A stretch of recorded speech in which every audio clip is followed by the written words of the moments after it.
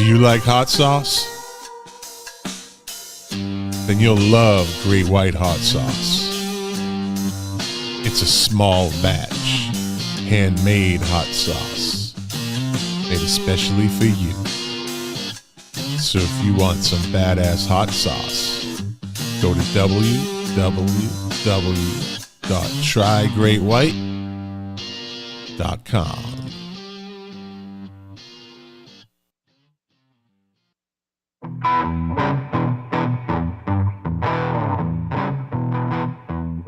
Well, here we are, episode 84. 84. 4. Whatever. Don't make fun of my accent. Anyways, it's Christmas. This is a Christmas show. Jack's going to be here. And Mark Smith from the Music Relish podcast is going to be here. We're going to talk about our favorite Christmas playlists. And I have an audience member sent in their playlist also, so I'll read that. A listener. Anyways, Merry Christmas. Sit back. Enjoy the Christmas show. I know I will. Because it's Christmas. I love Christmas. Enjoy.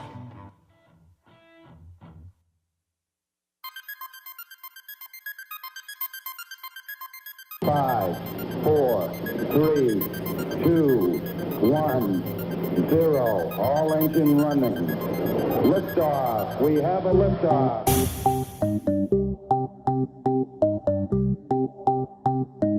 The KOFB Studio presents Milk Crates and Turntables, a music discussion podcast hosted by Scott McLean with his co-host Jack Calabrese. Now, let's talk music. Enjoy the show. Thank you, Amanda, for that wonderful introduction as usual.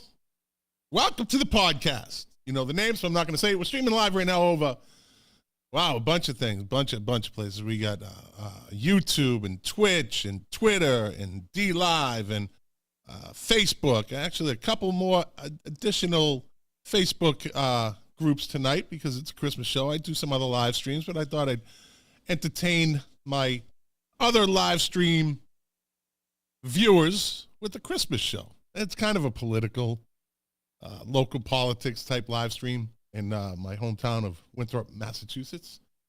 But tonight it's all about music. It's fun. If you're watching, you see it's a very festive screen. If you're listening, I have a camera outside my studio, and it's snowing, and it's got a nice Christmas tree out there, and there's gingerbread men, and it's snowing, and well, I live in Boca Raton, Florida, so it's aesthetics, okay? It's aesthetics.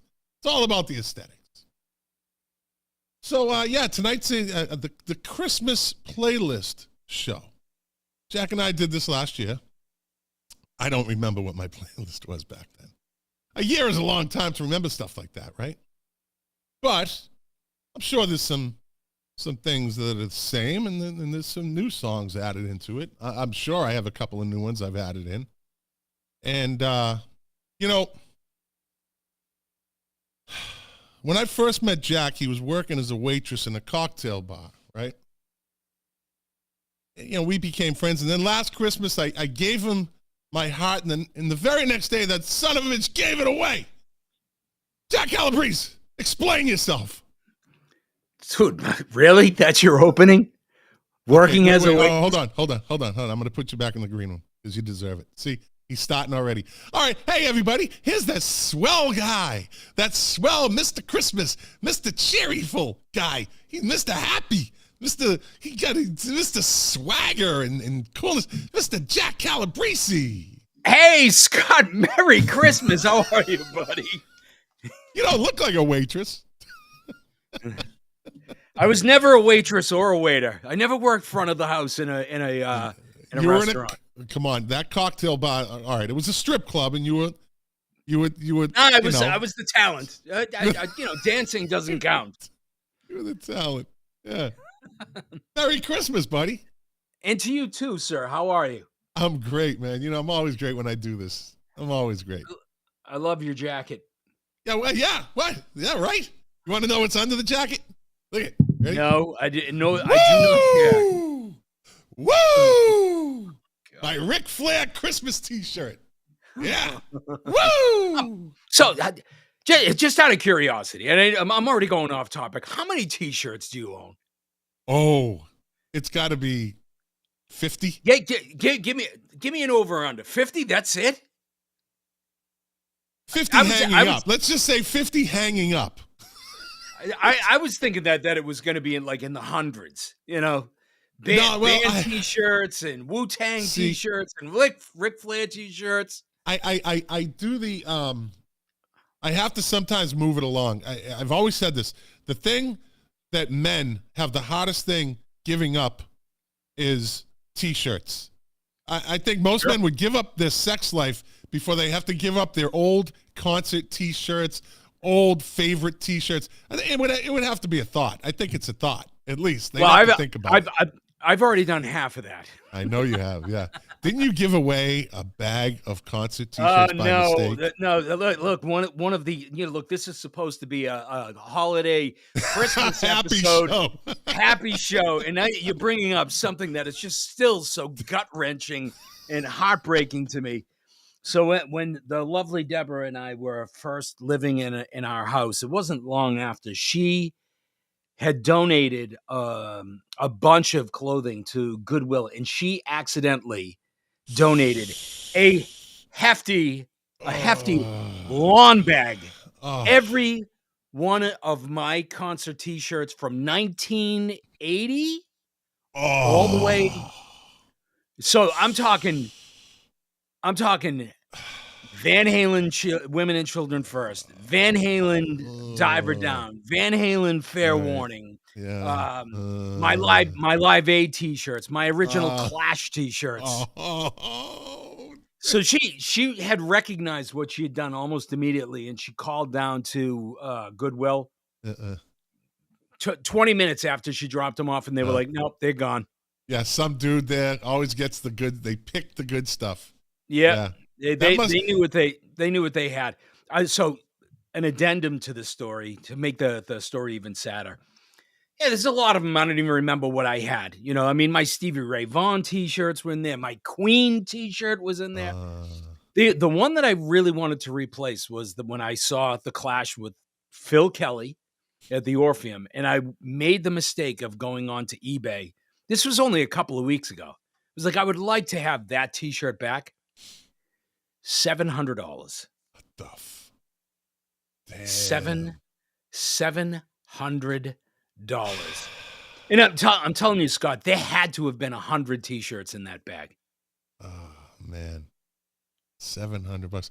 Hey, you know who spends $700 on T-shirts? My buddy Mark Smith from the Music Relish podcast. Woo! Mark, how you doing, guys? Hey, Mark, nice to see you, man.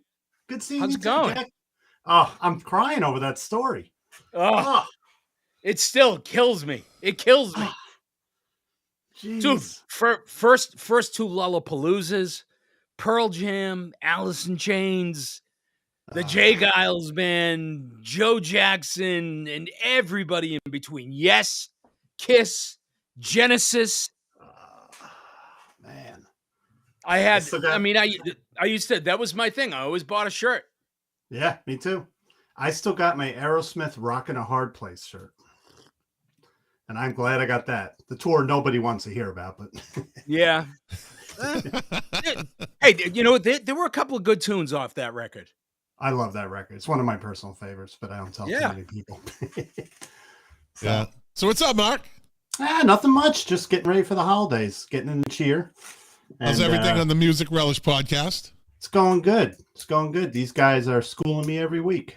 Well, you hold your own, buddy. You hold your own. I got some more since I knew you were coming on, Mark, and I know that you have a case of the Smitties when I do this. So I just thought for entertainment value, it's gonna be a trivia night tonight too.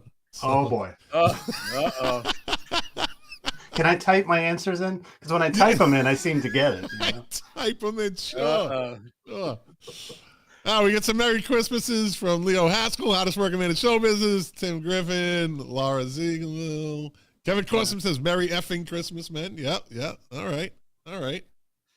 So I'm streaming live tonight on Jack. As you know, I do a Winthrop Votes live stream from our always hometown, Winthrop, Mass. Yes. And I thought, you know what? That gets a little tight sometimes, talk politics and local politics and things. But I wanted to kind of bring to that Facebook group some Christmas cheer. Some Christmas cheer. I don't know how many people they're going to go in and like, what the hell is this? This isn't a political live stream. But I thought I'd go. So just so you know, we're streaming live on that too. And in the King of Facebook YouTube channel. I just thought I'd put it out to everybody. Awesome. I thought I'd put it out to everybody. Hi, everybody. Hi, everybody. Hi, everybody. Yeah. So, okay, Christmas songs, Christmas playlists, and Jack and I kind of touched on Christmas songs, holiday songs last week. What would you say? What would you call I'll ask Jack. And I have to word this correctly. See, Mark, if I ask you, then I could ask a simple question. But with Jack, I have to kind of be very, like a fly. He's rubbing his hands together like a greedy fly. What would you name a seminal album, Christmas album? What would you say was a what do you call it? Something that transformed what's the word I'm looking for? Transformational? No, yeah, it was kind of transformational. There's a word I'm losing it, brain fog still. Yeah. This is going well so far. Excellent lead in. I like this. All right. Transcending. Okay. That's probably not right either, but okay. It transcends. Yeah. No. Mark Smith. Yeah. No. Yeah. Go ahead. Yeah, you're cool. You're talking about it changed the way Christmas albums were presented. That a boy. Okay. Yeah. See, you should just host the show. I'll just sit back. You don't want me to. Give me. I got the Jack. Give me an album that basically changed the face of how people listen to Christmas songs. I think for me, there's a couple of them that pop into my head, but I think the one that I think of is the Phil Spector Christmas album, The Wall of Sound, with the Ronettes and the Crystals. I think that was a transformational. It really kind of really brought into the forefront, kind of like the rock era, if you will, if you want to call, the Phil Spector years and that sound, rock music early as it was, it went beyond some of the other groups that were out there, or even artists that were out there that may have had a Christmas song. This was a whole album that had a different sound, and it was not only was it something that transcended and transformational, but it still resonates and holds up today. Right. In my opinion. Yeah. Mark? You're gonna laugh. I had that album too. That Phil Spector album. I think it just moved it into the mainstream from, I grew up here and, Andy Williams and stuff. And here was this album, this Motown album. Not Motown. Well, you know what I mean. Yeah. But yeah. I'll tell you a second one for me, because in the 70s, it was mostly Christmas singles. So when this album, A Very Special Christmas, came out, I think it launched Christmas music into modern times. That's a good one, Mark. It's my favorite one of all of them. That's a good one, Mark. That is one. That album came out 35 years ago. Ouch. In October. It came out in October 1987. Mark, since you have it at hand, would you mind reading the track listing on it? Sure. The Pointer Sisters, Santa Claus is Coming to Town. Eurythmics, Winter Wonderland, great song. Whitney Houston, Do You Hear What I Hear? Bruce Springsteen, The E Street Band, Merry Christmas, Baby. Pretenders, Have Yourself a Very Merry Christmas. Merry Little Christmas, sorry. Johnny Cougar Mellencamp, I Saw Mommy Kissing Santa Claus. Sting, Gabriel's Message. Run DMC, Christmas in Hollis. Love that tune. The best. U2, Christmas Baby Please Come Home. I think that's, for me personally, rivals the original. Yep. Madonna, Santa Baby. Bob Seger and the Silver Bullet Band. Little Drummer Boy. Brian Adams, Run Run Rudolph. Bon Jovi, Backdoor Santa. Alison Moyet, The Coventry Carol. And Stevie Nicks, Silent Night. That's a great lineup. So best Christmas album ever. Well, with the exception of one song, who's the asshole on that record? All right, let's think about that. Who's the asshole that just kind of bucks the trend and does what he kind of always does in his pompous, fucking pretentious way? Sting. Wow. Sting. Yeah. I was going to say Bon Jovi. Sting. No, yeah, Sting. Sting's got to go into, what was it, Gabriel's Message? Come on. Yeah, exactly. Right. Yeah. He's got to do this serious kind of orchestral lute asshole douchebag fuckface thing. And I'm looking at the inner sleeve. Every song lists all the musicians, but Sting, no musicians. It's just him with a sequencer. That's it. That's what he has always been, and that's what he'll always be. Yeah. Whoever it was that was responsible for compiling that had to have gone there and went. Oh, so it's funny. It's funny you say that. It's funny that mood killer. So the guy the person that put it together, what's his name? Jimmy Iovine. Jimmy Iovine. Yeah, Jimmy Iovine. Powerhouse guy. So the story goes, his father had recently passed away at that time, back in 85, right? It was 85 when it became a thought.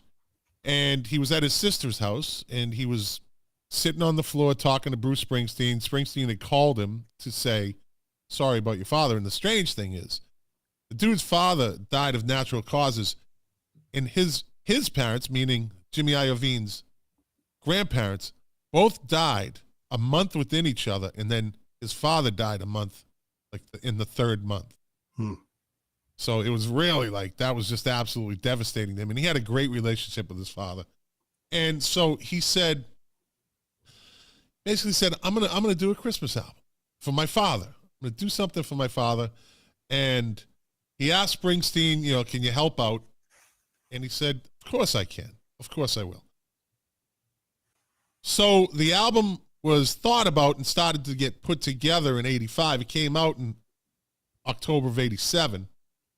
And it had such an impact on how people in this new age of music, the 80s, how people viewed Christmas songs and Christmas albums. It was like this whole resurgence of Christmas songs, all from modern stars, and they did them good. Other than Sting being pretentious. Right? They did that. Every song on that album it's a smoker, right, for a Christmas song. Yeah. And so it kind of became a before and after moment, I think. In terms of Christmas songs. Mark, you just said it. Everybody used to do Christmas singles. Yeah.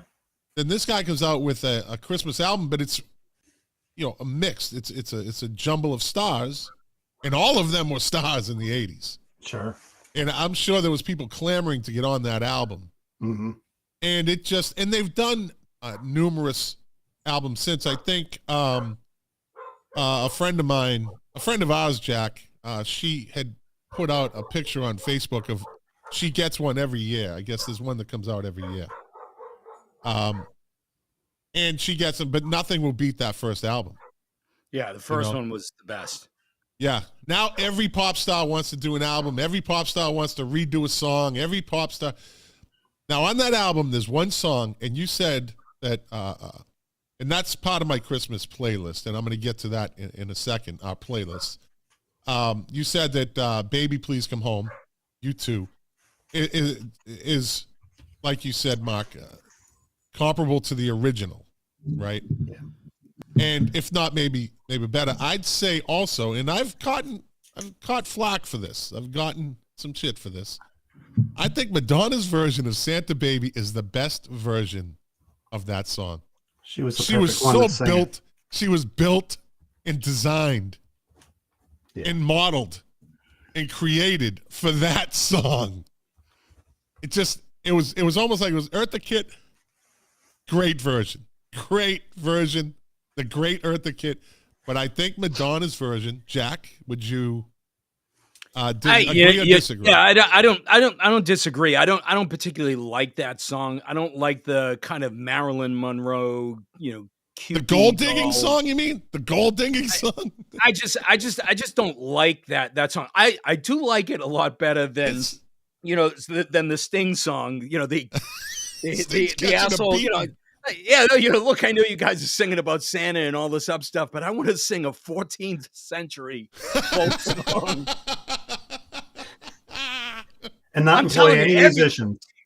Everybody that's on that album, when they saw and heard the Sting song, they were like, that fucking asshole. Yeah. Yeah. But I don't disagree with you that I think that's right in Madonna's wheelhouse. Yeah. That kind of perfect material girl. She was the material girl. Yeah, material girl. So I don't think it was that much of a stretch, but I don't particularly care for that song. I think it's a cool little song. It's catchy. It's pretty forward. It's pretty right up front. She's a gold digger. That's all there is to it. She got herself a sugar daddy for Christmas, and she calls him Santa. So, yeah, I think that album and like you said, the Phil Spector album, yeah, absolutely. But I think Phil Spector back in that time transcended the Christmas album. This album, though, was a kind of a one of a kind. It will never be matched, I don't think, again. I think it was one of those moments in time. We had the right people with the right attitudes and the right motivation. Yep. And he got the big stars of the day. There was no doubt about that. Yeah. Are there? Can you name a bunch of not Christmas songs, but complete Christmas albums that you can listen to from start to finish? Yeah, Burl Ives, Christmas album. The Chipmunks. Rudolph the Red-Nosed Reindeer. Yeah. Hey, somebody. The ones that you guys mentioned, are those like your go-to? Yeah, the Burl Ives for me just brings back memories to my grandfather's house. The Calabrese family has our number one Christmas album, and whether it's on vinyl or whether it was on CD, it was something that we've given out many, many times.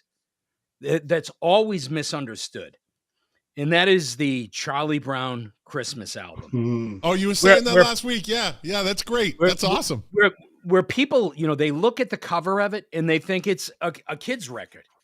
Yep. Like I've had people, look at it going, "Why are you giving me this?" I'm a 50-year-old guy. Thanks. And I appreciate you giving me this little kid's record, but I'm not a lunatic. I'm not a pedophile. Not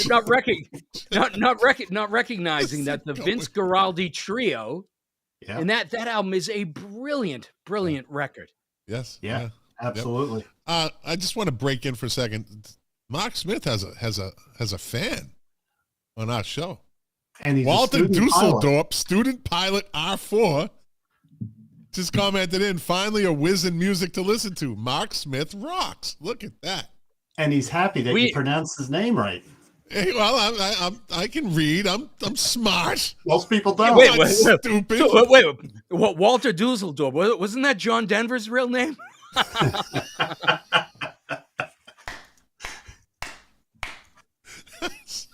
Good one, buddy. Good one. He's alive. Oh, by the way, Jack, since it's the Christmas show, you're not leaving in an hour. I'm just letting you know well in advance. You're not leaving in an hour. So. I'll go whenever I want. No, you won't. No, you won't. Not on Christmas. Not on Christmas.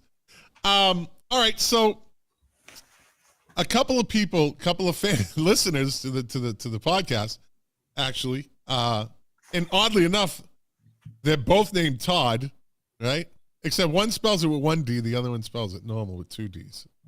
So they sent in their they sent me their top 10 Christmas songs, and I told them I'd read them. So my friend Todd Sockman out in California, he says, Jack, right off the bat, number 1, Vince Guaraldi Trio, Christmas Time is Here. Right off the see? Hard Candy Christmas by Dolly Parton. Number 3, Mary Did You Know by Pentatonics. Number 4, Grandma Got Run Over by a Reindeer. Elmo and Patsy. Right? He just throws that in there.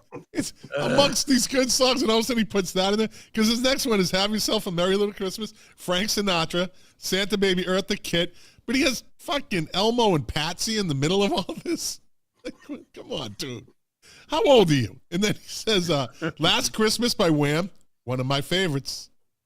Jack, and you never answered. Last Christmas, I gave you my heart, and the very next day, you gave it away. You're not doing it to me this year. What are you talking about? Last year, I gave you my heart, and the very next day, you gave it away. So this year, I'm going to give it to Mark Smith. Oh.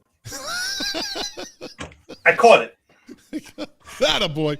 Let's see. He has Rock Around the Christmas Tree, Brenda Lee. That's a classic. Yeah. White Christmas by Bing Crosby. Written by who? Burl Ives. No. White Christmas. No. Was written by. I don't know who wrote White Christmas. Irving Berlin. Irving Berlin. Yeah. So now. See that? I got that. You got it. Good. I'm already losing. Good pluck. So the story behind that is that's written about a person kind of like in my situation who grew up north where it was cold and wintry, and Christmas has that kind of feel to it, the chill. Sometimes it snows. By the way, the odds of it snowing on Christmas and Christmas Eve are extremely high. People never really just happens in the Northeast. You have to have perfect timing. But anyways, right. So it's kind of a sad song about somebody that misses home. So Bing Crosby records it, the first one to record it in 1941. It's gone on to sell over 50 million copies. Just that song alone, right? Most popular Christmas song ever written, most sold. So Bing was doing a lot of USO tours back then. And which reminds me that I was in the Philippines, let me see, on December 23rd, 1987, and Bob Hope came with the USO tour, and I heckled him. I heckled Bob Hope. Who did? Me. You Me. like you just really? shake my head at that one. I heckled Bob Hope. I did. What? Why in the fuck would you heckle Bob Hope? That's like heckling. I did. It's like heckling Dude.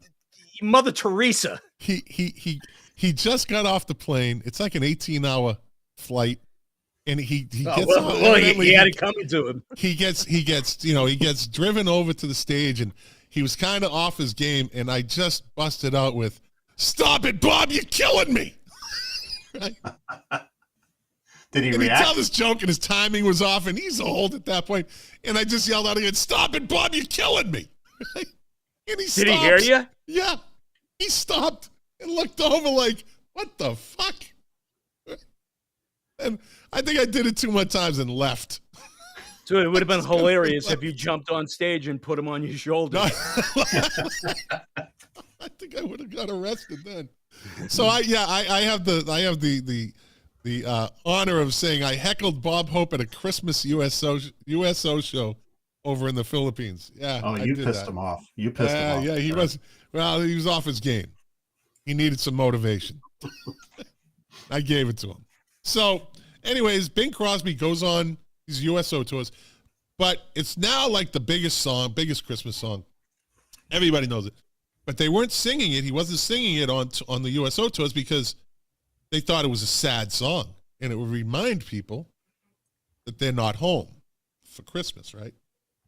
And all of a sudden, after like the first show, people started just yelling out, "White Christmas, White Christmas." He just looked at the band, and they were like, "Oh, yeah, okay, let's do it." And after that, they played it every Christmas show he's ever done. No matter what. So there's the story of White Christmas. Wow. Dude, nobody in the audience was yelling, Gabriel's message. Gabriel's message. Gabriel's message. Stop it, Bing. You're killing me. 1450. The number one Christmas song in 1495. Everyone was just dying to buy the paper, the manuscript. The scroll. Everyone wanted the scroll with the lyrics on it. Check it out. I got the lyrics. Even the engineer and the producer, when Sting was doing that song, were like, "Oh, Jesus Christ! We're on the 16th take." Yeah. Well, how about the guy that had to sit there and what did you used to do, Mark?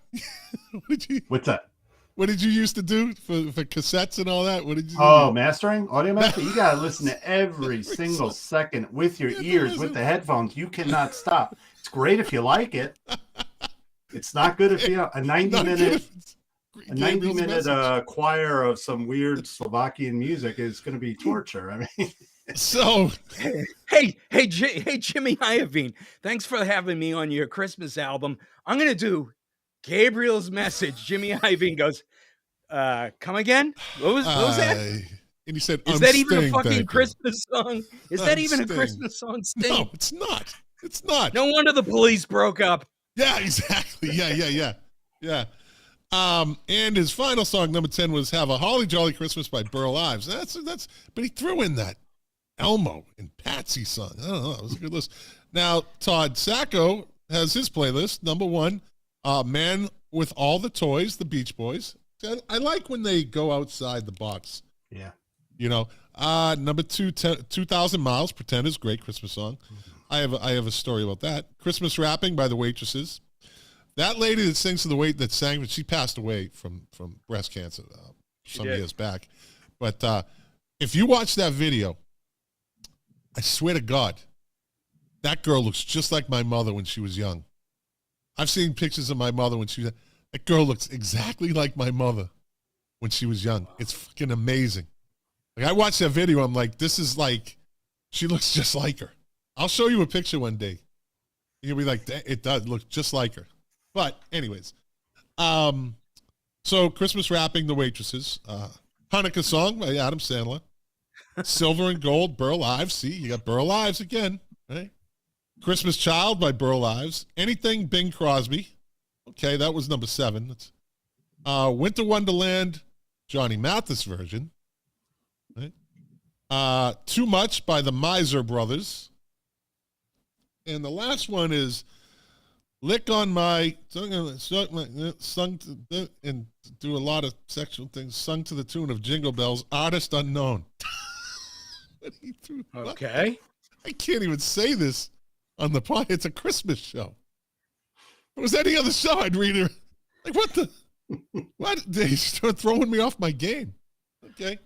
Well, that's his Christmas. Jack, I'm going to let you jump in with your Christmas list. Yeah, 10 love songs. I don't know how different this is from year to year. I like what I like, and I dislike what I dislike. Right. But I have. How many do you want? I can give you 15 real quick. Yeah, give me 15. Yeah. All right. We got time. So Christmas Wrappings by the Waitresses. "Christmas Card from a Hooker in Minneapolis" by Tom Waits. "The Christmas Song" by Nat King Cole. "Happy Christmas, War is Over" by John Lennon and Yoko Ono. The only version. Santa Claus is Coming to Town by Bruce Springsteen and the E Street Band. "Must Be Santa" by Bob Dylan. Yeah. "Merry Christmas, Please Come Home." And I agree with you, Mark. Totally a tie between the Ronettes and U2. I love both of those versions, especially that's true. You're right. Yeah. When that record first came out, I loved the U2 version, but I was so enamored with U2 at that particular time. Here's one that's a little bit different and may belong with Elmo and Patsy or whatever it is. "Have Yourself a Merry Little Christmas." I have 2 versions that I really like. Number 1, saw Billy Joel in concert the first time, like in the early 80s at the Garden in Boston, where he did that solo on piano. It was beautiful. But the song that I like equally as much is the John Denver Muppets version, which is a beautiful little version. The Vince Guaraldi Trio, that whole album, 2,000 Miles by the Pretenders, Merry Christmas, I Don't Want to Fight by the Ramones. Fantastic song. Little Drummer Boy, Peace on Earth by Bing Crosby and David Bowie. Father Christmas by the Kinks. And I think my all-time favorite Christmas song. I know it's coming. Still is Fairy Tale of New York by the Pogues. As depressing a song as ever been written, but in a style that is just classic. Yeah. It's just one of those, it's like a Smiths song where it's depressing lyrics, but the whole like Johnny Marr, like I always said, could make the saddest song that Morrissey wrote sound like a pop song. That's talent. Yeah. It has the tempo change. It has the big orchestration. It talks about Sinatra. It's a compelling story. It's a little offbeat. It's not so syrupy, sweet. It's consummate New York. I just love that song. And you know what? That is one Christmas song that I have never, ever turned off, whether it was 2 seconds into it or 2 minutes left in it. Yeah. Or a minute left in it, 10 seconds. I mean, you hear it? Absolutely. I agree 100%. And even had the pleasure of seeing it performed live a couple of times by Shane McGowan. Lucky you. Lucky you. That's when I was poor, so I didn't all have. Yeah, you weren't poor when I saw him do it. It was in the 2000s. Oh, okay. Yeah, I wasn't poor. I was just breaking out of the poorhouse. You were never poor. I was poor. When I was in the Air Force. Here's to my friend Scott, the richest man in town. Yeah, well, I'm but I was making $400 every 2 weeks in the Air Force. $400 every 2 weeks. $450. Yeah, but you had 3 hots and a cot. Well, I had a free house with free electricity. You paid for a phone bill, and if you had cable, you paid cable. If you had a car payment, but you get what you pay for, too. Sure. Get what you pay for. My father, the old Viking, George McLean, saved many, many a Christmas by sending 70, 80 pounds worth of gifts all the way from Boston to California, to New Mexico, to Florida.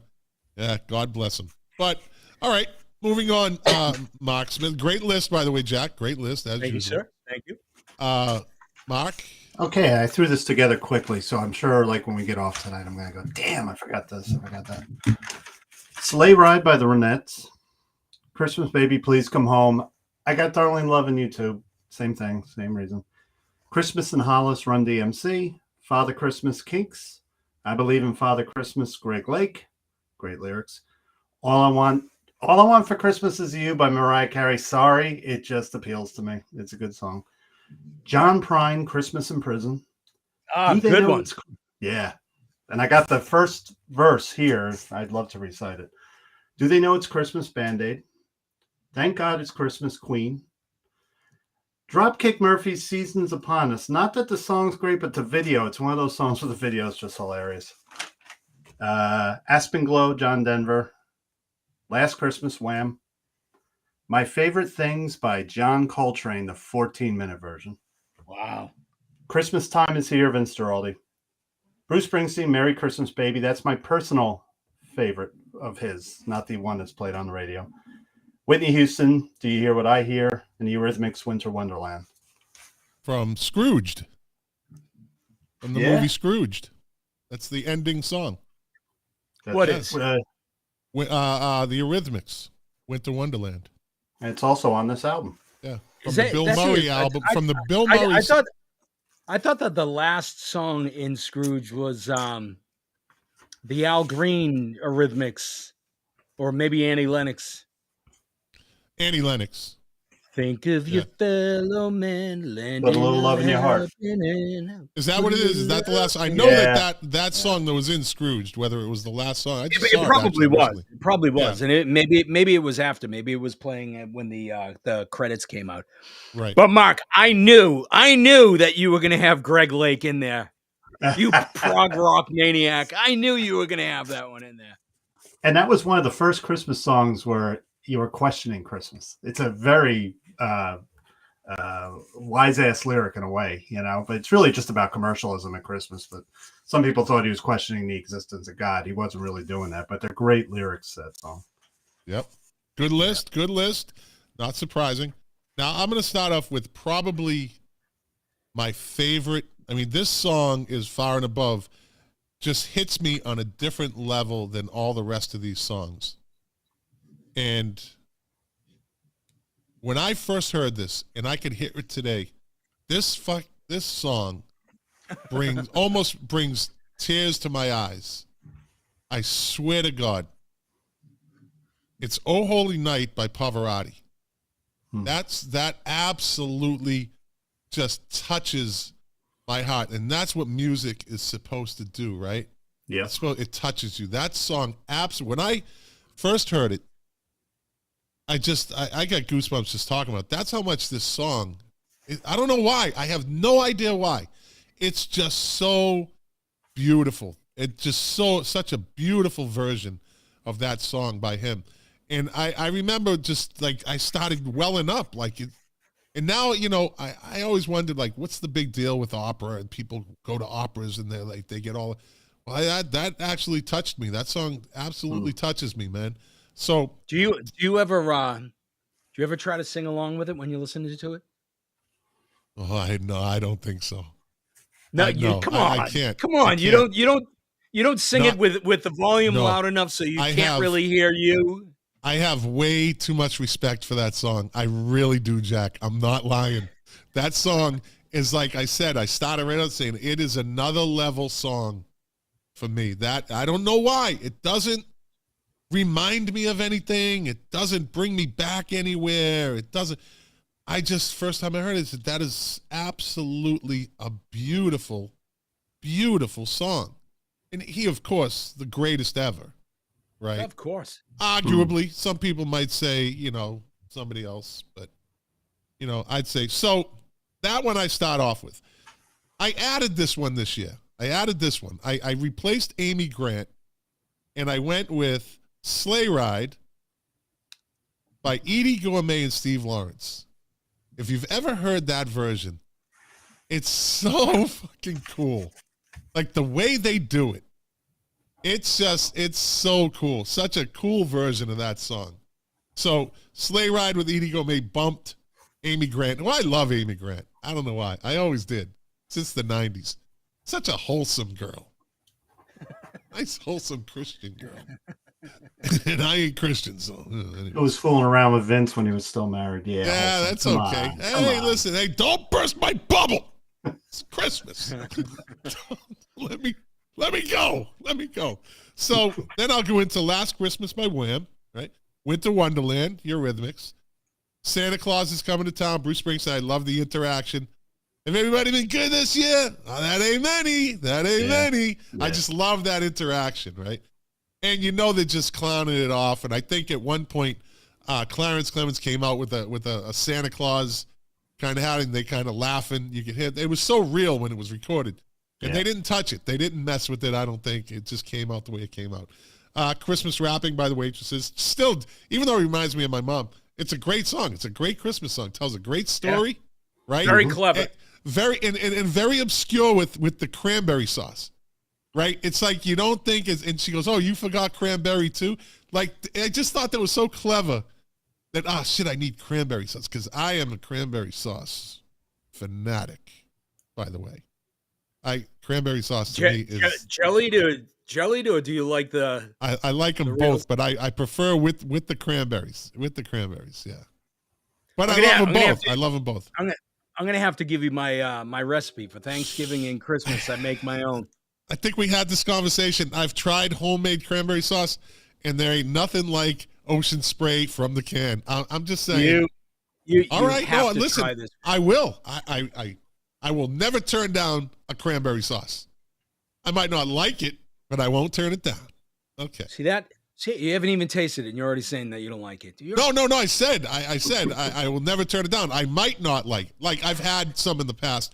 Oh, I make my own, and they've brought it to work during like a, everyone brought in a tray or something for around the holidays, and I'm like, yeah, did you put freaking tangerines in this? Like Jello. No. Some people put the little apricots in. I'm like, did you do that?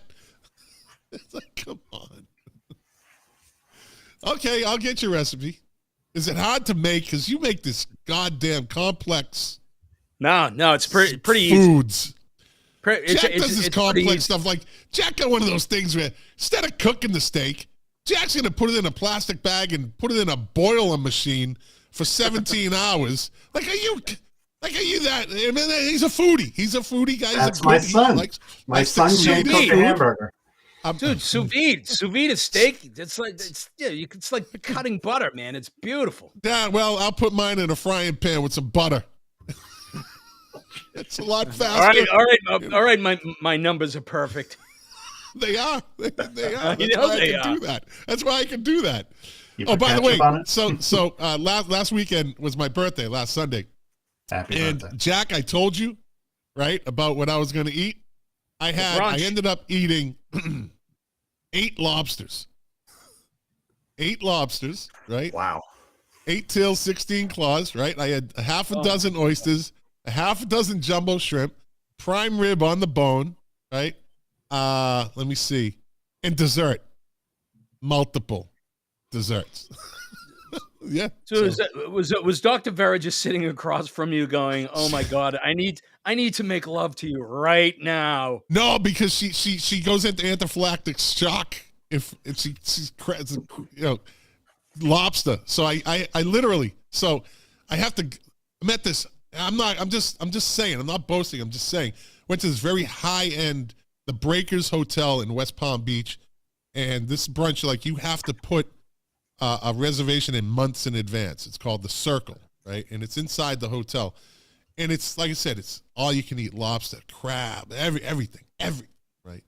So after I get done eating 8 lobsters, I excuse myself from the table, and I have to do this when I go into the men's room, and I wash my face like I always say, like a 12-year-old. If you walked in the bathroom, I'd have foam all over my face, like a homeless person trying to get a bath, or in a bus station bathroom. That's kind of what I look like.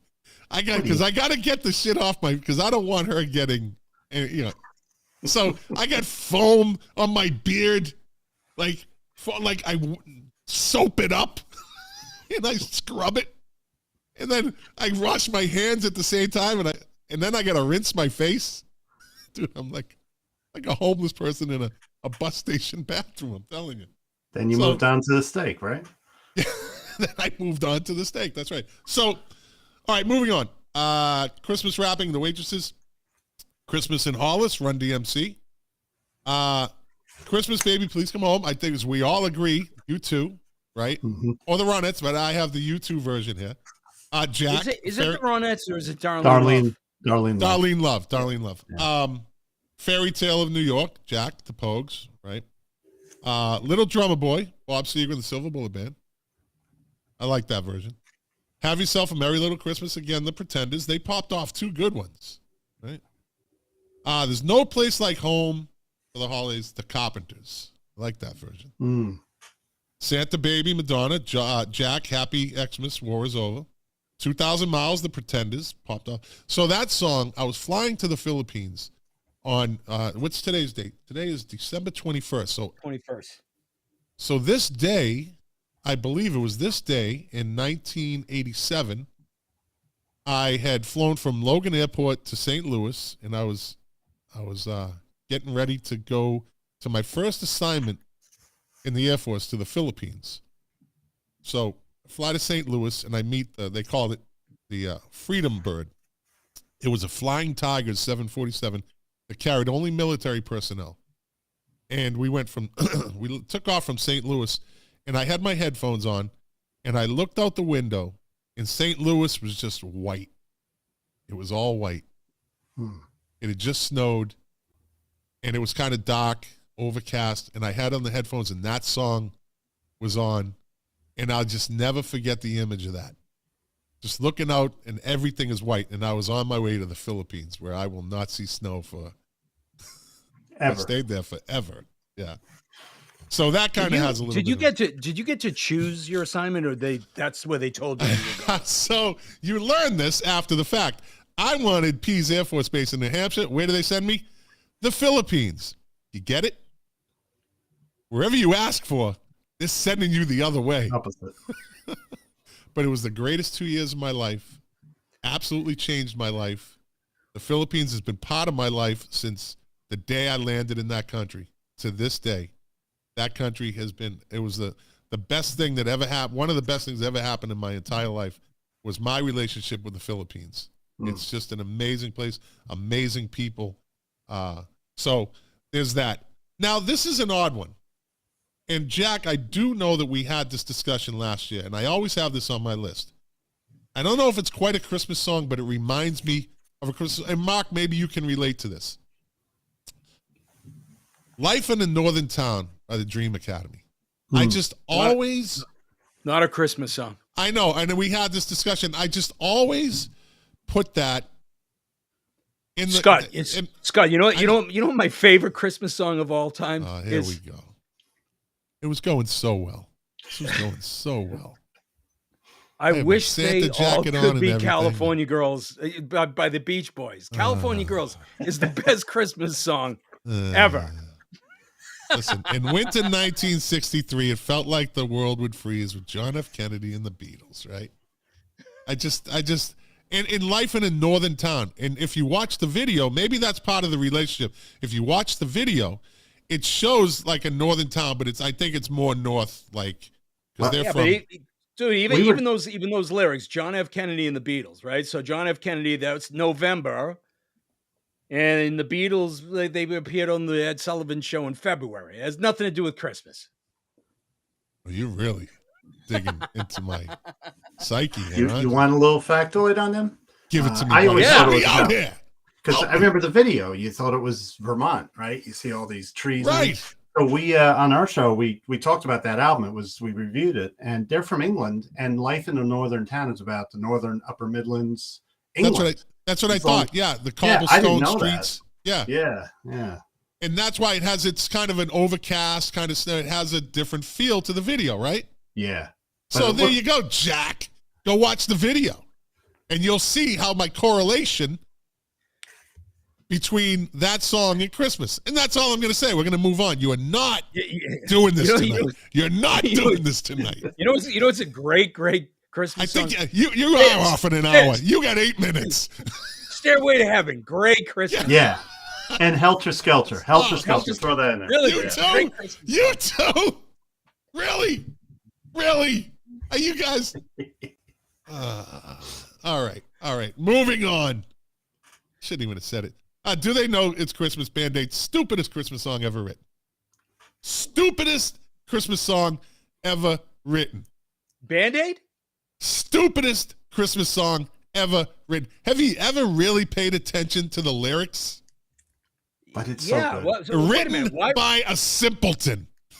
Why do you call that the stupidest Christmas song ever written? There won't be snow in Africa this Christmas. No shit, Sherlock. You have to put those in words? Do they know it's Christmas? No, they don't celebrate Christmas. They don't know. And guess what? People in Africa don't care. They don't care. They try to be all sympathetic, to feed the world. But it's like, there won't be snow in Africa this Christmas. Like, they're making it all depressing. It's depressing. You don't get it. I can understand if it's not going to snow in Vermont, or if it's not going to snow in New York or Massachusetts. But it's never going to snow. You know where else I could go other than the Philippines to never see snow? Africa. Okay? Africa is another place I could go where I'm never going to see snow.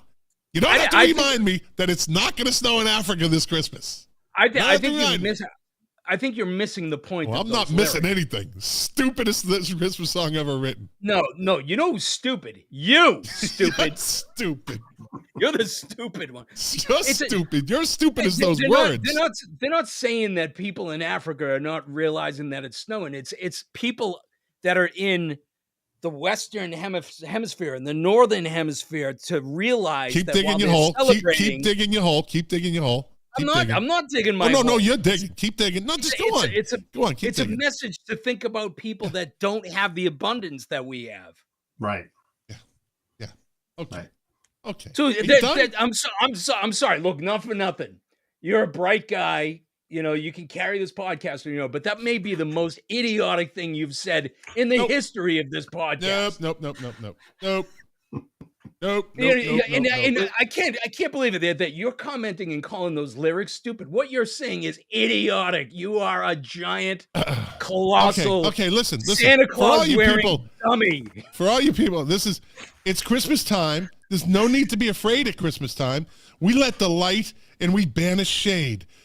But in our world of plenty, we should spread a smile of joy. Throw your arms around the world at Christmas time, but say a prayer. Pray for the other ones. At Christmas time, it's hard, but when you're having fun, there's a world outside your window, and it's a world of dread and fear. Right. That's fear-mongering right there. Where the only water flowing is bitter sting of tears, and Christmas bells that ring there are changing chimes of doom. Well, thank God it's them instead of you. Okay, that's selfish. That's fucking selfish. No. Right? And oh yeah. No, they're being the word is. I'm glad you're in 47-degree weather because I'm not. Scott, you should quit while you're ahead because you're reading those lyrics and you're making yourself sound like a. And there won't be snow in Africa this Christmas time. Right. And there won't be snow in. Really? Do you have to really tell us there won't be snow in Africa? Do you really have to say that? Is that a necessity? Is that something that really has to be told? Snow's a metaphor. So don't give me metaphors on a Christmas song. And then it says, Scott, you're talking about lyrics that inspired the entire world. The entire world. That's the thing that motivated We Are the World and Live Aid and everything else that came after that. I'm unmotivated by that song, okay? They don't get my money, okay? They don't get my money. Juvenile lyrics. That's it. Next song. But you put it on your list. No, as stupidest. I wrote under it, stupidest Christmas song ever written. Rocking Around the Christmas Tree, Amy Grant version. Jingle Bell Rock, John Hall. Wait.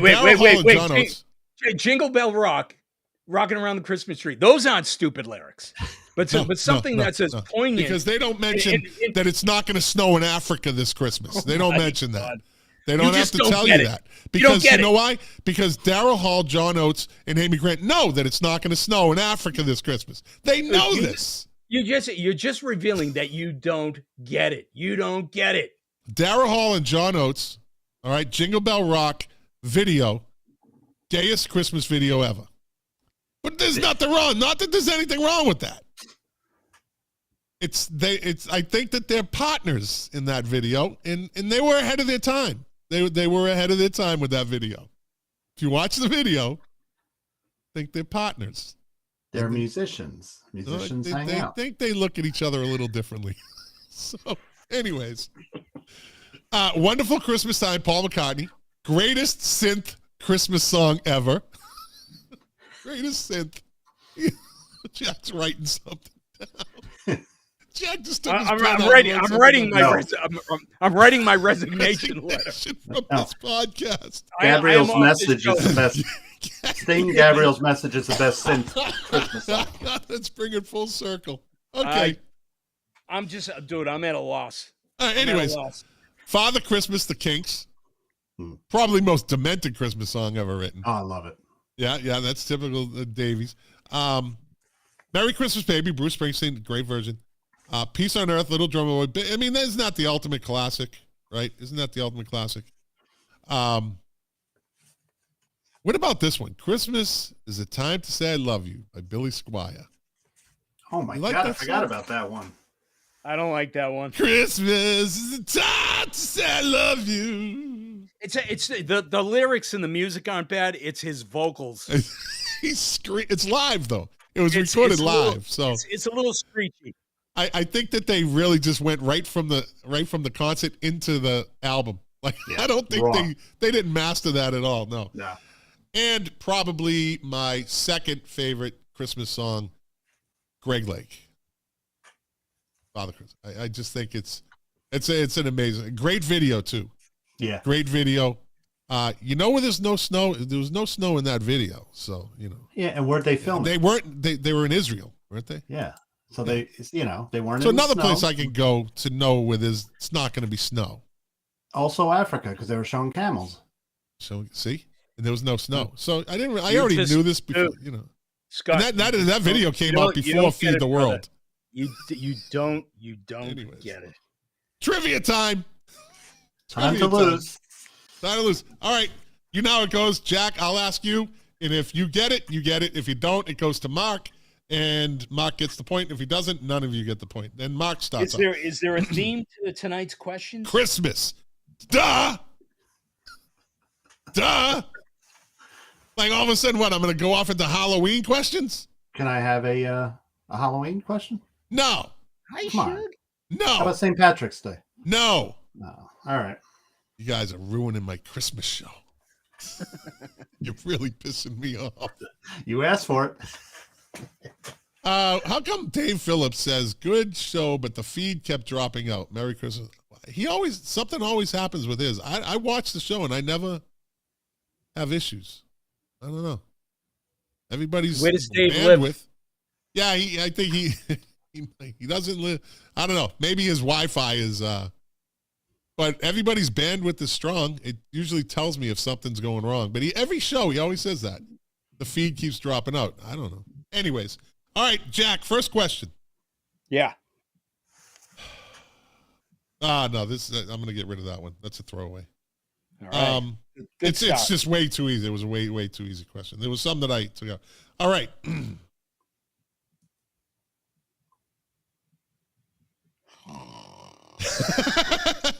How many laws Thought it froze up. are after the fa in Deck the Halls, Jack? I'm going to guess 10.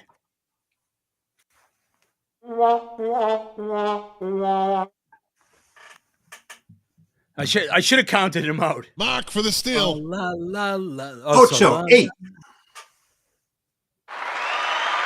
I was counting. La, la, la, la, la, la, la. All right. I cheated. All right, Mark, It's question not to you. cheating. Mark, thinking about the question and deciding on an answer is not cheating, buddy. I was looking down at my fingers, I was counting on my fingers. I'm from Lutheran school. You couldn't do that in math class, All right, Mark Smith. Which Christmas song begins, "It was Christmas Eve, babe, in the drunk tank"? Well, it's definitely not Christmas in Prison because I got the lyrics in front of me. Now that would be cheating. That's cheating. It's not That would Father be cheating. Christmas because I have the lyrics in front of me, and it's not Greg Lake. I believe in Father Christmas. It's Oh my it's God. Gabriel's tune. Oh. You know what? You're gonna kill me for saying this. I don't know that. No, it can't be that song because I am at a total loss. All right. I'm Three. pass. I'm taking a pass. That's Jack. Fairy Tale of New York. There you go. I was looking at it. You always have to guess. I don't know that Guess. song. Drunk tank. You don't know that song? No, I wrote What it down while the you were heck? talking Mark, you about gotta it. listen to that song. Yeah. Ah. I've been making notes while you guys are talking. And don't get the edited version.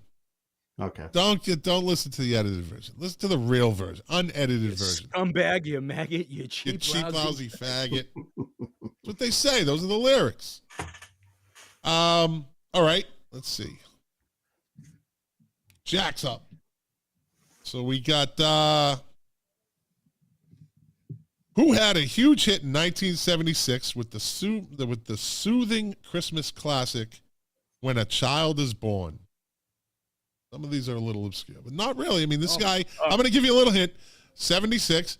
This guy is one of the top 3 for Christmas guys singing? I'll guess Sinatra. Nope. Mark Smith.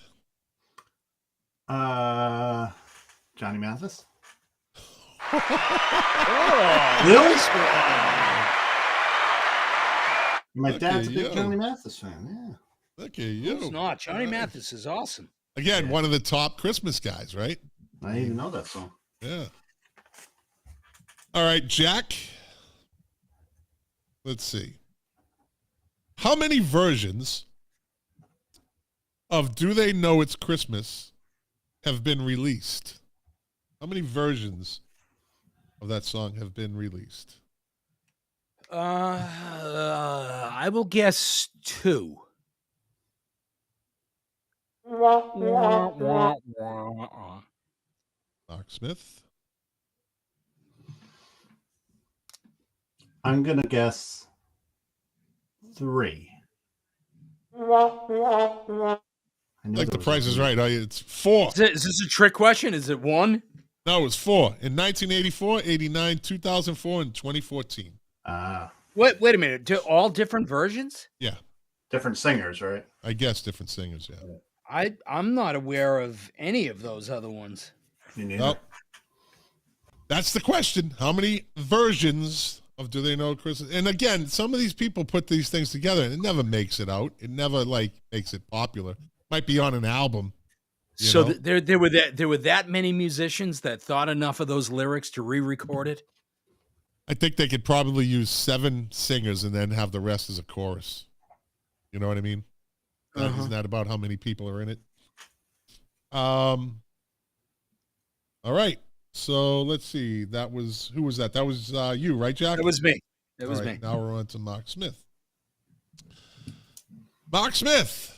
Yes, sir. Which movie star turned to singing during Christmas 2001, scoring a #1 hit single across the world in a duet with pop star Robbie Williams? Robbie Williams is a good-looking motherfucker. That dude's a good-looking dude. He's fighting with Jimmy Page now. They still fighting over that house thing? Yeah. I thought that was settled. Robbie wants to put up like a 2-story fence. So it didn't get settled. I thought it got settled. Yeah. He's rich enough. That dude is loaded.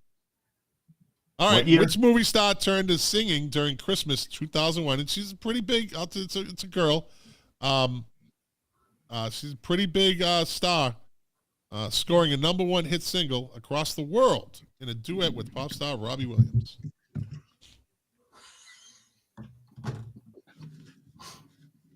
I'm drawing a blank on the actresses too. Yeah, it's a tough one. I think I remember this too. It's actually a pretty good song. It's obscure now. Like you don't really hear it during Christmas It's not time. the girl that was in the movie Gravity with George Clooney where they're up in space. What's her name? Sandra Bullock? Sandra Bullock. No. Taking a stab. I don't know. That's fair enough guess, Jack. I'll guess. I have no idea, but I'll say Gwyneth Paltrow. Close in looks, Nicole Kidman. Oh. Okay. Yeah. Same color hair, at least. Let's see. Who was that? That was Mark, right? So now we're on to Jack. In the lyrics, Santa Baby, what color auto space convertible does Eartha Kitt ask Santa to bring her? I don't know the answer to this one either, but I'll say powder blue.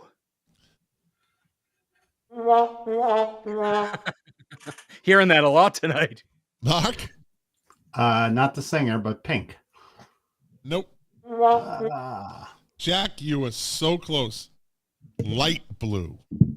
Oh, come on. No, Give it light to blue him. and powder Give it blue are to two him. different. Powder blue, light blue. Come on. There's a difference. There's a difference. Dude, you know what? I'm going to bed. No, you're not. No, you're not. That's such horse shit. Can we call for a fact check? All right, yeah. You want to see powder blue? Okay, look at the screen, right? Look at the ball underneath the candy cane. That's powder blue, right? Which is a light blue, you dipshit. No, it's not. It's a powder blue. It's its own color. It's its own color.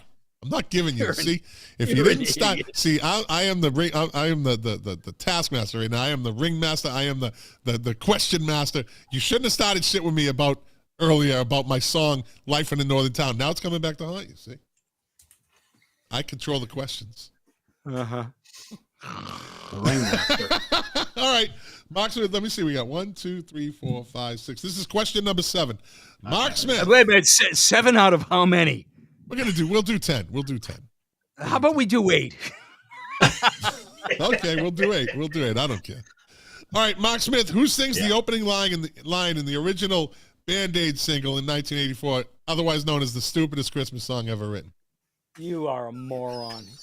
You're a fucking moron. Idiot. Moron. Oh, dipshit. man.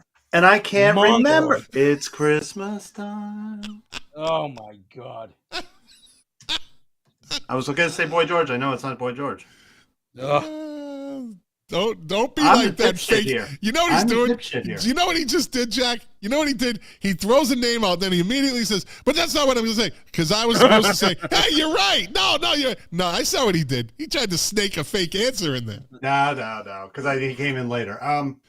He's hey, can't count on your fingers for this one, fuckface. Wait, I have it written though. Yeah. It's Christmas time. Oh fuck! I'm thinking of the video. Mark, higher. Paul- Sing higher. Sing higher. Paul Young. All right, Right there. Right There there. you Yeah. go, buddy. All One of right, the best voices in music. all right. Yeah, He's up 3-1. But not much of a career. Yeah, I know. Nah, he had like 5 years in the 80s where he was signing. Then he probably got a little paunchy and started losing his hair. Remember what was his most famous song? Every time you go away. Yeah, Written by who? I don't know. Prince. He wrote Daryl everything. Hall. Daryl Hall, that's right. Wow. Yeah. Daryl Hall. Good call. Yeah, good call. That's right. Wow. Didn't All know right. that. Let me 1, 2, 3, 4, 5, 6, 7. This is question number 8, and Jack, you've only had one right answer, so Yeah, I'm having a bad night. we'll see if you can pull off this one. All right. Oh boy. Hey, Jack, how many gifts did the singer receive in 12 Days of Christmas? You know, it took me a minute to get that. How many gifts? See? Life in the Northern Town, buddy. You should have just left it alone. Should have just left it alone. I need. Wait a minute. I need to do. Let me see. You don't have enough fingers. 10, 9, 8, 7, 6. He's counting down 12 to 1. 10, 15, 21, 28, 36, 55, He's 78. What? 78. No, 364. What? 364. How many gifts did the singer receive in 12 Days of Christmas? How do you get that number? I don't know. That's what the answer says. Mark, does that make any sense to you? Some ringmaster, he doesn't know. He doesn't know for sure. He just that's what it says. That's what the answer. Wait till you get your next question, buddy. You'll never get another one right I'd again. love to see you run the wait. lottery for your state. All right. I don't know how you get. How do you get that answer? I didn't. I just got the fucking thing off the internet. And the It's off internet is never wrong. Everything's true on the internet. We know That's that. right. You know? It's never wrong. I don't know. 364. That's the answer. I'm not making it up. I I'm looking at. think that answer. I think that answer's wrong. Okay. Well, what was your answer? I think I said 78. All right. You still lose. Okay. You still lost. Because that was the 8th question. See, if you'd gone 10, you're losing 3-2. You would have had a chance to pull up, but no, you got to short yourself at 8 because you don't want to do that extra 4 minutes of questions. Yeah. Well, are they the last 2 questions worth answering or asking? Of course they are. I'm asking them. Because he's the ringmaster. Yeah. Ask us. I'm axing him. I got to be very specific about this now. This one is very. I want to be Atlantic about it. Yeah. All right, whose turn? 364. Is that the answer? No. I don't know where you got that fucking number. I off the internet. The internet doesn't lie. I'm just saying. All right. So whose turn is Mark? Is it your turn, or was that Jackson? Give it to Mark. Give it to Mark. All right, this is question number 9. We got 2 to go. All right, Mark. Yeah, hurry up because this day in music's coming and I can't wait. What word is used for family in the song "We Wish You a Merry Christmas"? Instead of the word family, what word do they use? I'm singing it in my head. I don't know. Familia. Familia. Familia. It is familia. All right, well. Jack? I don't know. Gang. Kin. K-I-N. Kin. All right, last question. That was definitely worth reading. Thank you for that. Well, hey, listen, you didn't get it right there. So, So who wrote that song? All right, Jack, for the tie. Johnny Mathis, yeah. All right, Jack, for the tie, we put it into overtime. Okay. In the song, Mr. Grinch, what is his brain full of? Spiders. You gotta be. I need to be a little more specific. Give me a color. I'll just give you that hint. Powder blue. You fucking moron. Fuchsia. No, Powder see, blue I can't give it to you now. Can't give it to you. What color are spiders usually? Black. But no, you have to be a smartass. But he got it. It's black He said spiders. black. No, Yeah. he said what I powder said. blue. He said powder blue. He was joking when he said that. Like I was joking when Listen. I said Boy George. You know? Listen. No. Life Dude, in the Northern Town. He doesn't get the benefit of the doubt. I gave him. No, It's rigged. no, rigged. it's not. You just Rigged. don't know your colors. Rigged. That's the It's problem. rigged. You don't Dude. know your colors. Learn This your trivia- color scheme this- in Christmas songs. This trivia game was stolen from me. Mark I did a Smith fantastic wins. job answering the questions. Mark Smith wins. Yay. I did a Mark beautiful Smith wins. job answering the questions, and it was stolen. 3-2. Mark Smith finally wins a trivia, and I don't care how much controversy you think it is. It's a win is a win.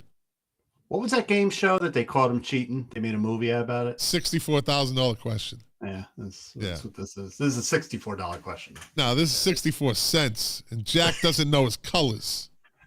Life in a northern town. I'm gonna pose that on the show when we get back together. Not a- Hey, you know what I forgot to put on my my Christmas list, my playlist? Have a blue You know, it's a great Christmas song. Christmas. The Star Spangled Banner. Great Christmas song. Have a blue Christmas. Looks Could Kill by Motley Crue. Great Christmas song. Yeah. Have a blue Christmas. Black Sabbath by Black Sabbath. Great Christmas song. Yeah. Jack, last year you hit the roof when I said that. Have What's a blue. You're like, what? Whoa, what did you just say? Whoa. What did you just say? See this. I've been exposed to your idiocy all years. It doesn't even faze me anymore. Allah, have a Jesus. Okay. All right. giant Hey. goon. Be more Pacific, will you? Yeah, that's right. Hey, you know where it's a good place to see concerts? Amphitheaters. Oh my God, Ampu. Amphitheaters. Mark, did you catch that on the show last week? No. Scott doesn't like indoor venues. He likes to go to amphitheaters. Amphitheaters. Amphitheaters. That's right. Amphitheaters. Hey, top 10 this week in 1986. Number 10, The Next Time I Fall by Peter Cetera and my girl Amy Grant. Number 9 this week in 1986, Stand By Me by Benny King, right? Had its own, had a No. resurgence. It's not Benny King. It's Ben E. King.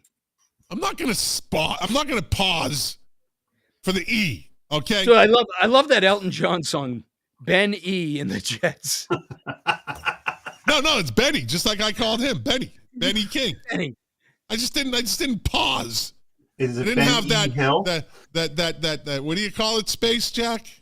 The negative space. I didn't use any negative space between Ben and E. See? Okay. Hey, I actually like this song. You can't hear. You probably can't hear, but do you hear it? There it is. I didn't hear Mark Smith's tonight though. There's no trains running. Something might have happened. Uh-oh. Might be an accident somewhere. I love the sound of a train. I love that. I do too. I picked that up 2 years ago when we started doing this, and Jack had we had shitty mics. I still picked that up. I was like, train. Like a kid, train. Jack's like, oh yeah, it's a train. I was like, no, it's train. A choo-choo. Train. I used to live 3 blocks down before the fire, and I was right by the tracks. We wouldn't be doing this show where I used to live. The windows would rattle. Number 8 this week in 1986. I actually like this song by Robbie Neville, C'est la vie. I love that. Yeah, it's a good song. Number 7 this week in 1986, Hip to Be Square by Huey Lewis and the News. Terrible song. I know, right? I had to play that career killing song. Number 6 this week in 1986 from the movie Ford Fairlane, Billy Idol's To Be a Lover. The Adventures of Ford Fairlane. That's what it was. The Andrew Dice Clay movie, The Adventures of Ford Fairlane. I thought How many Oscars did that win? What, Mark? I thought Cradle of Love was in that movie. Cradle of Love. That's the one. Yeah, Cradle of Love. Yeah. Born to Be Loved is when he's in the boxing ring. He's with the chicks in the ring. Yeah. Let's see. Number 5 this week in 1986, Shake You Down by Gregory Abbott. Number 4 this week in 1986, Notorious by Duran Duran. Number 3 this week in 1986, Everybody Have Fun Tonight, Wang Chung. Video gave me a headache. That's another stupid song, but it was catchy. Yeah. You know what? Hey, Mark, you know what Jack's beautiful wife's favorite song is? What's that? One of her favorite songs ever. Yep. SSSS Safety dance. Safety dance. Why? Dancing around, holding the. She loves that song. She loves that song. Loves that I love song. Come On, Eileen. I can always, if I hear that song, I never turn it off. I love that song. Come On, Eileen. My best friends is Eileen, and I always say, "Come on, Eileen." Shut up, Mark. Shut up. Hey, Mark, they must just love when you do that. Bad. Oh, especially when we're out after work and you've had a few drinks. I know. Yeah. It would be even funnier if you whipped off your shirt to reveal that you were actually wearing overalls underneath. I would never do that because everybody would be in the emergency room if I did that. Remember the scene in Seinfeld when George's father took his shirt off? Dad, no. Oh. This is another good song. Number 2 this week in 1986. Bruce Hornsby and the Range, The Way It Is. He never really took off. He had a couple of good records, and then he kind of took a left-hand turn, and he ended up playing with the Grateful Dead for a number of years. Yeah, because his solo, his career kind of went a little bit south. He was good, but he was like kind of a second-rate Billy Joel, Elton John type thing. Not second-rate because he's talented. He's talented, but yeah, I don't think they knew what to do with him. Because he was kind of. The Way It Is was kind of like that song was played on rock radio, and then he kind of went middle of the road, soft rock. And I think that they just didn't have a home for him. Right. I agree. And number 1 this week in 1986, the Bangles, Walk Like an Egyptian, with the beautiful Suzanne Hoff. She's still good looking today.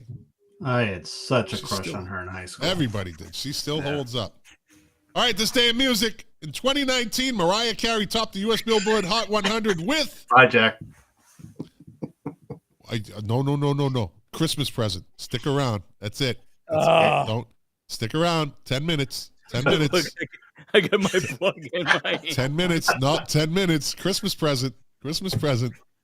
Hold your guitar. Hold How your are guitar. you going to begrudge me this? You're gonna begrudge a Christmas present. You're going to make it so miserable for me. I might as well just tell you to leave.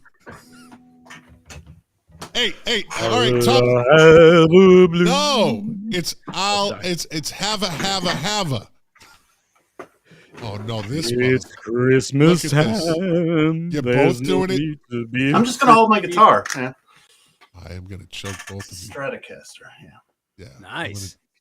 Yeah. It's easy, boys. Easy. 2 against 1. All right. Well, easy now. I control the buttons. Although, no, I'm not going to give Jack that pleasure. I am not going to give him that pleasure. I'm going to make him suffer through this 10 minutes. Mariah Carey topped the U.S. and this day in 2019. Mariah Carey topped the U.S. Billboard Hot 100 with what song? What year? All I want for Christmas 2019. Yep. is you. Yep. I like that For the song. first time, 25 years after its original release, thereby breaking several records, including the longest trip to number 1, with estimated sales of over 16 million copies worldwide. All I Want for Christmas Is You is the best-selling holiday song by a female artist ever, and one of the best-selling physical singles in music history. The following year, the song also charts. Check this one out. I can't imagine this. On this day in 2016, American singer Richard Marx told of how he had restrained a fellow passenger on a Korean air flight after the man who was drunk allegedly attacked others on board. If Richard Marx restrains you, And not a hair on his head was messed up. you got problems. You don't have any right attacking anybody. He was the least funny of the Marx Brothers. Even Zeppo was funnier than him. On this day in 2012, Ronnie Wood got married. Who cares? On this day in 2012, Gangnam Style by South Korean musician Psy became the first YouTube video to reach 1 billion views. Jesus Christ. On this day in 1992, Albert King, American blues and guitarist Albert King, died from a heart attack in Memphis, Tennessee. He recorded dozens of influential songs such as Crosscut Saw, As the Years Go Passing By, and in 1967, Born Under a Bad Sign. On this day in 1985, Bruce Springsteen's album, Born in the USA, passed Michael Jackson's Thriller to become the second longest lasting LP on the Billboard USA Top 10. It was there for 79 weeks. Hey, this is all fascinating stuff. Are we going to acknowledge that Terry Hall died this week? I know. Yeah. From the Specials. Terry Hall, Yeah. great leader of the Specials, co-writer of what song? Town is going like a ghost town. Co-writer of what Go-Go song? We got the beat. No. No? He co-wrote Our Lips Are Sealed. Ah, okay. Wow. Did not know that. Ghost Town is a great song, great video. They're a classic ska band. They are absolutely classic ska band. On this day in 1969, the Supremes made their last TV appearance with Diana Ross on The Ed Sullivan Show. On this day in 1968, Glenn Campbell topped the U.S. album charts with Wichita Lineman, greatest song ever written. Greatest song ever written. Although the LP would stay on the chart for 46 weeks, it would be Campbell's only #1 album. He was pretty big, too. The title track, which was written by American singer-songwriter who? What?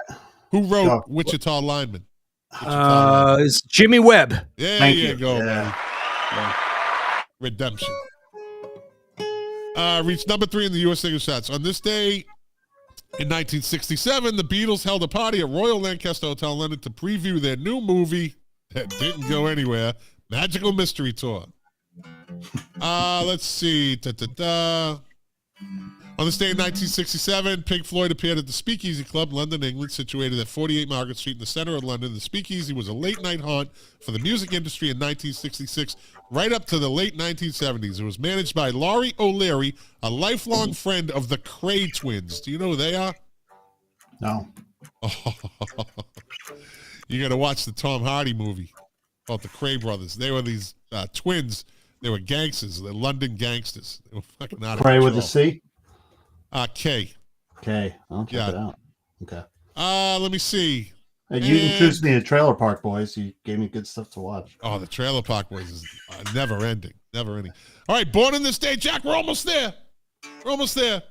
Born in this day in 1951, Nick Gilder, singer, songwriter of what song? Nick Gilder. I know that song. Wouldn't it be good? No. Good No, guess, that's Nick though. Kershaw. Good guess. That was, yeah. Do you know Mark Smith? No. Hot Child Hot Child in the City. Yep. Dum, bum, ba, dum. Born on this day in 1946, Carl Wilson. He died on February 6, 1998 after a long battle with lung cancer.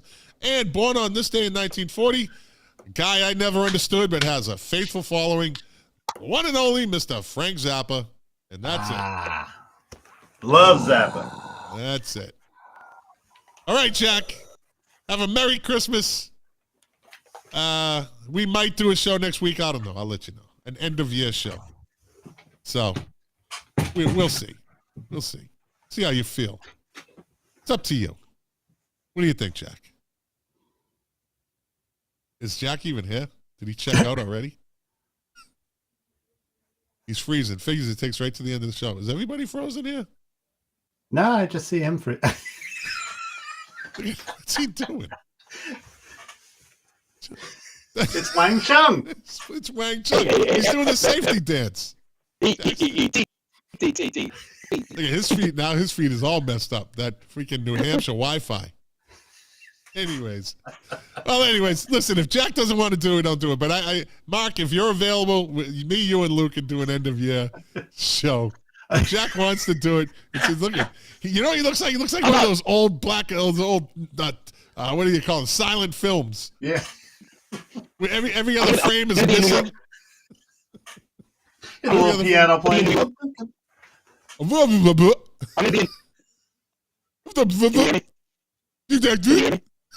you hear me?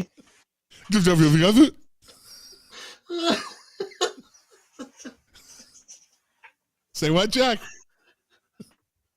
Say what? See, he was messing with his chords. See what happens? Can you hear me? Yes, we can hear you. Yeah, we can hear you. We can hear you. I'm going to be in New York next week. I'm going to see Patty Smith. He has no idea. Cool. He's going to be in New York next week. What did he say? What did he say? He's going to be in New York next week seeing Patty Smith. Oh, good. All right. Me, you, and Lou, buddy. Me, you, and Lou do an end of year show. How does that sound? I'm only 30 miles outside of New York. I might go see Patty Smith. Oh, shit. Me and Lou. No, we'll see. We'll see. Maybe take next week off. Mark, I made it. We'll see. Really? Yeah. But I got to do the show. No. By the way, it'll be go with her Jack. 76th birthday. Her birthday?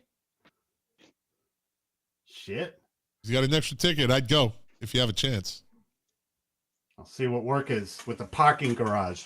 Oh, that's a whole nother story. No, through Scott. Let Scott know. Yeah, I'll let Jack know. All right, listen, Jack. I'll give you Mark's info if you guys can. You want to text each other, see if he leaves. He was breaking up anyways. I couldn't even see. I tried to say Merry Christmas to him. No.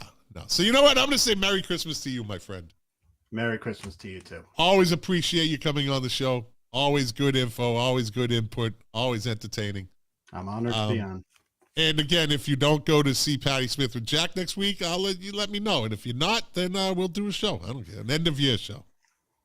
And you didn't show me a notebook tonight. Oh, well, yeah, I'm catching up to Lou. Oh, I don't know about that. I have 1, 2, 3, 4, 5, 6, 7. I have 7 pages filled, so I'm catching up. I have all these pages to fill up. I have like 100 pages. Why don't you just use an iPad like I do? No? I know. Look at, I got mine. I always have it right here. Yeah, I don't have an iPad. Lou said he can do it. Hey, Lou, we're doing a New Year's show. I just got a Microsoft tablet, sorry. Yeah. All right, Lou. Actually, I've been wanting to hear Lou's new microphone. It sounds great. He doesn't drop out. Everything is solved. All the problems are solved. Do me a favor. On your mic, talk into the bottom of the mic without the mouthpiece. How you doing? Much better. See, that's better. Yeah, but here's the problem. Hear that? Yeah. I can't stand that. But yeah, I think I gotta get a new pop filter. I think you need to get Tom's old microphone. This is Tom's old microphone. Is it? Yeah. I thought he had a Shure. He probably has a couple Shores. He's not going to give me the Shure. He holds on to the Shores. Of course. I'm not that good a friend. I'm saving up for a Shure. I'm saving up for one. All right. You don't have to get the top of the line one. It's just get a nice USB Shure. You can't go wrong, man. It's a sure thing. Yeah. Lou said he just got in. Sorry I missed the show. You can watch it again on YouTube, Lou. But you were missed, my friend. You were missed, Lou. We talked about you for a second. And so that's great. I'll do an end of year show next week. So we'll have a New Year theme, a New Year's Eve theme type thing.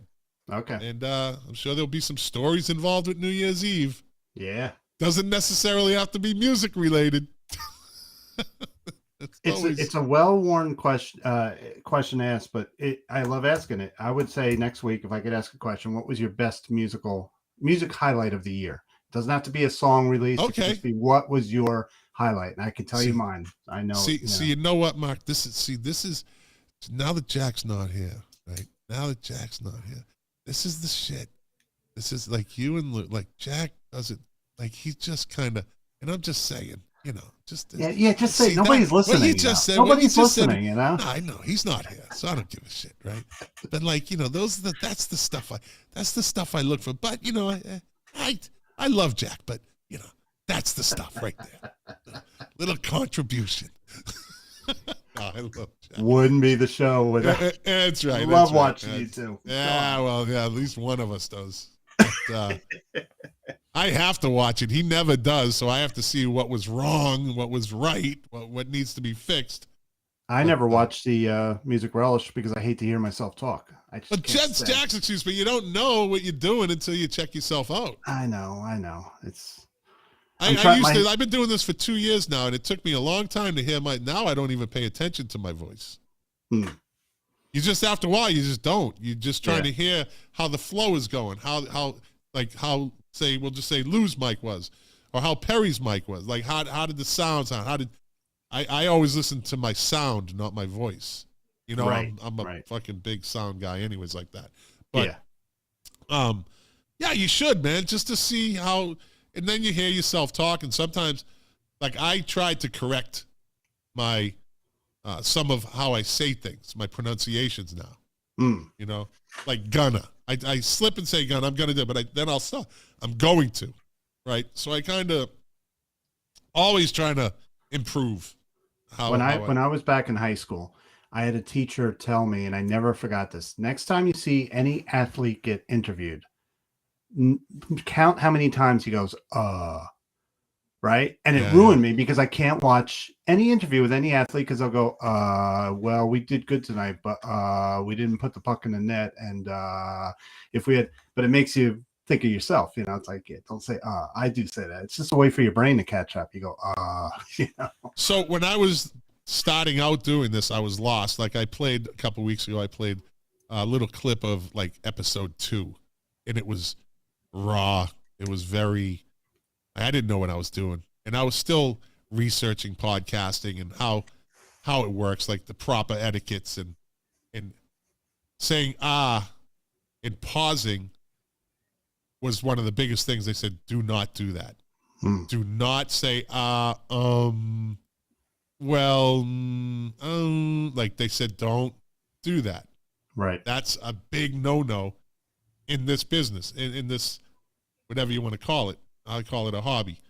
But just like radio and television, it's the same thing. You don't want to say, and I learned to act like you're talking to one person, not hundreds of people, not dozens of people, just one person, and act like it's just a conversation, even if you're on your own. Like when I do those the first time I did a solo show, I think it was the Manchester. I did something on Manchester scene. Yes, I saw that. You did look nervous. I was a wreck, dude. You still did good. Thank you, but I was a wreck. Like I was, because now you're flying without a net.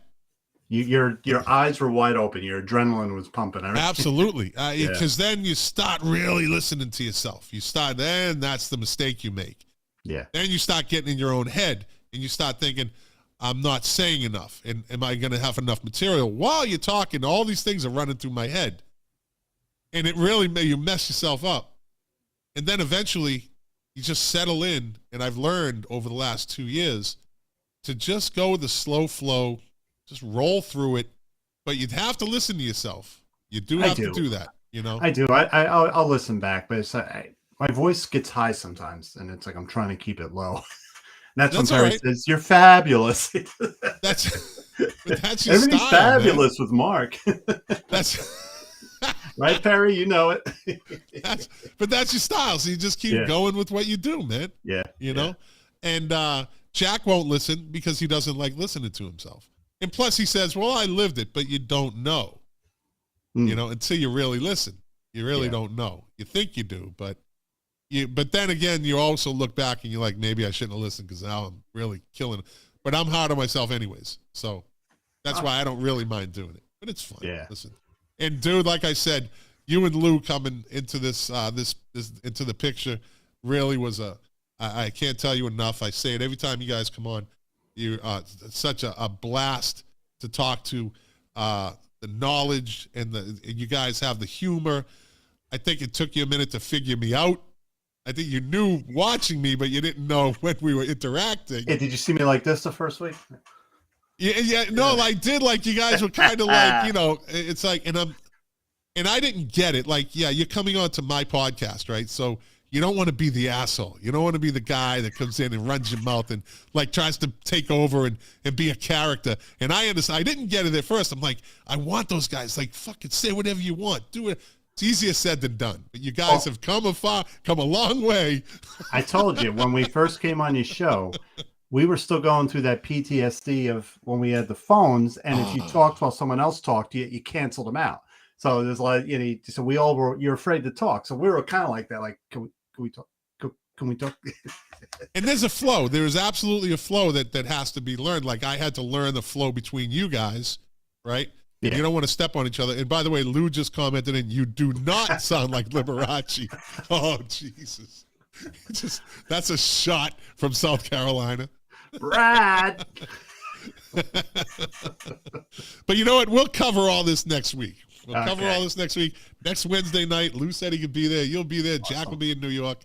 And we'll have a good end-of-year show. And you're going to love the sound of his voice. His microphone just sounds freaking amazing. Well, I watched it. I watched it on YouTube, and I actually commented on one of the shows when he first got his mic. I actually wrote, I love Lou's new mic sound. Yeah. So there you go. All right, my friend. All right. Merry Christmas to you, Lou. I know you're watching. Merry Christmas, my friend. Tell us all about your gig, the excitement of the church gig tonight. I want to hear the crazy stories that went on. Nothing crazier than the backstage. Church. I want to know what happened backstage at the church. Let's get that story. I never got to say Merry Christmas to Jack, and I know he's not going to see it. But anyway, Merry Christmas, Jack. Well, look, like I said, I mean, I don't know if you want to go. I'll send you his I'll send him your phone number, and if it rocked. Can't wait to hear that story next week. The church story, Lou. Lou's got church stories. But either way. All right, my friend. Okay. Merry Christmas. Again, Merry I can't Christmas. thank you guys enough for coming into this podcast world of mine. And I will speak to you probably after Christmas. I'm sure you'll get a text from me on Christmas. You know what I hate, though? I hate when fucking people send you text messages, right? It's like the lazy texter. They'll put 15 people in a group, and they'll send Merry. Now, you have to sit there and listen for your phone popping 14 more times throughout the day. And it's somebody else is saying, you too, same to you. And all the gifts or giffies or what they call those things. Don't things. fucking include me in a group text on the holidays. Don't do it. And there's always one person that replies and doesn't come through for 2 days. So then you see it 2 days later, Merry Christmas. Yeah. Oh, sorry, I didn't see this. Just leave it alone. Just leave it alone. We'll understand. You don't have to reply, sorry, I didn't see this. Oh, you saw it. Oh, you saw it. You just didn't want to answer. You just doing it because you heard your thing pop 14 times. Yeah. You knew it was there. You just didn't want to answer. You didn't want to be that guy. But anyways. All right, listen, buddy, again for the third time, Merry Christmas. I will talk to you next week. And like I said, all the best to you and your family, Lou. All the best to you and your family and everybody listening. Like I always say, you are the engine that makes this podcast go. Without you, it'd just be me talking to myself sometimes, Mark sometimes, Lou sometimes, Mark and Lou. But I hate talking to Jack. Jesus.